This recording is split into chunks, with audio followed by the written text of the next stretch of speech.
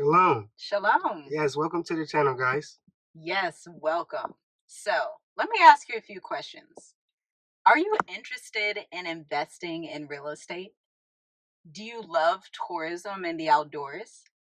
Do you have your eyes set on Tanzania? In this video, we're going to break down exactly how you can win in real estate and tourism in Tanzania. Make sure you like, comment, and share the video. And if you haven't yet, subscribe to the channel. So, for example, real estate and tourism. We're actually building a cabin in the mountains. So that's on the lines of real estate and tourism. Because we want to rent out our cabin once it's built, once it's finished, for tourism, for people that loves to visit mountains and have a cabin experience. Yes, go on hikes. There's even like a little river nearby our cabin.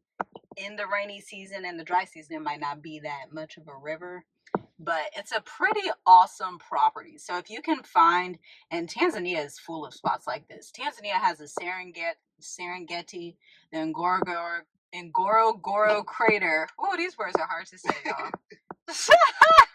It also has obviously places like Zanzibar. Then the region we're in Tonga, has a lot of mountainous areas. And then we saw Kilwa, Kisiwani back when we traveled. Maybe we'll link that video up above. Link that. So there's a lot of places here where you can thrive in real estate tourism. Tourism is the biggest industry in Tanzania. Tanzania is known for tourists to come, like from Europe, from Asia, America, Australia, New Zealand. People come from all over the world to see the beauty of Eden. Yes, the beauty of Tanzania. The beauty, because it's both beachside Yeah. and mountaintop. Yeah, seriously. So one day you can go visit the beaches, the white sands, the blue clear water, and then the next day you can go to the mountaintop and see the view of the ocean. So it's the best of both worlds. Yes, absolutely. And real estate. So you guys know how crazy it is with the US dollar right now and all the economic changes. So a lot of people are looking to get into an industry that isn't going to fall. And that will always be real estate because people will always need somewhere to live. And even let's say worst case scenario. Let's say worst case scenario, you build a tiny home, you build a group of cabins, you build a short-term lease type of real estate project, or you buy these properties, right? Worst case scenario, you have somewhere to stay rent free. Best case scenario, not only do you have somewhere to stay if you need to, but customers will be coming to these properties and you can fund your entire lifestyle off of these properties and giving a top-notch experience to your clients. Exactly. So when you're building, you have to think about, how can I benefit from the people that's around also? So it is good to build compounds and things such as that, because a lot of people, they like to be as a community inside a compound, even tourists, because it's pretty cheap and is right there amongst the community that's around. So that's a good idea. Whoever wants to build in real estate and construction, we're just giving out some gems for you guys. Yes, absolutely. And then you can partner with the locals in the village that you're in, because our cabin is actually like in the village. And so if they know people in the area that are builders, if they know people in the area that are skilled in farming and things like that, not only are you building the structure that can create generational wealth, but you're actually helping the villagers to have more income. So they have like their own, and working with people in Tanzania, Africa is different than America. So they're basically like contractors. They work when they're available and when they have time. Exactly.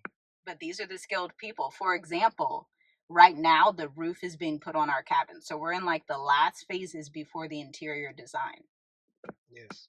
So if you guys haven't checked out our cabin videos, go check it out. Like I said, we're almost to the end, and we're very excited. Yes, we are. Yes. So it's about to be I can't done. wait. I know it's still a lot of work to do, but still, it's a very exciting process. It is. And it's just so gorgeous up there. That's like where the tourism part comes in. But before we end this video, I want to tell you about how you can start your Airbnb business and market it when you actually get here. Get on the ground here and start running. So what we did when we came back in 2020, we rented out a huge house in Dar es Salaam. It was like 5 bedrooms.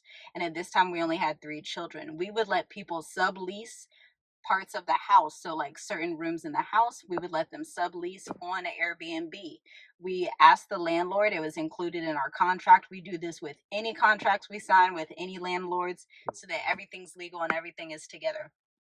So that's a great way. And you can even look for like compounds, like you were saying earlier, that have like more than one house on them, so you can live in one house and then Airbnb the other house, because tourism will always be hot in Tanzania, I'm telling you. It may not be that big in other areas of Africa, but Kenya and Tanzania and Zanzibar, they're explosive with tourism. So you can start like that. And then hopefully you would create a YouTube channel, an Instagram, something like that, maybe even Facebook, right? Facebook marketing. And you would just talk about your experience in Tanzania like we've been doing.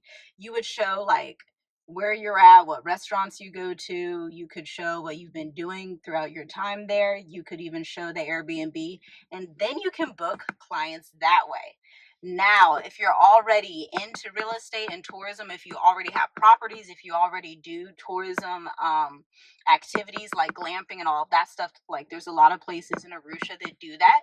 What you can do, have your website. Most places already have their website, but you need to be collecting emails. So you need to be actually nurturing the people that are coming to your Instagram or to your website so they opt into your email list.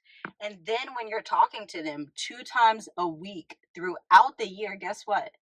Those people know that your tourism site, your real estate site, your short-term lease is available throughout the year, and they're going to be more likely to refer you when they go to Tanzania, or if they know someone who's going to Tanzania, so that you can book out your services all year around. Exactly. And that's what it's all about. That's what it's all about. So make sure you guys check out the link in the description. Email marketing is huge. SEO, blogging, all of that fun stuff. So we will leave some resources down below. We have like blogs, podcasts on this topic exclusively for the real estate industry, because I've worked with realtors and different commercial investment firms in America for the past 7 years. So check that out if you need help marketing your real estate company or your short-term lease property. Yes. So guys, thanks for tuning in. Make sure you like the video. Make sure you comment and leave a comment for us. Share the video. And leave your questions. Like, do you have questions about getting this started? We can help you facilitate that. Exactly. And subscribe. Shalom.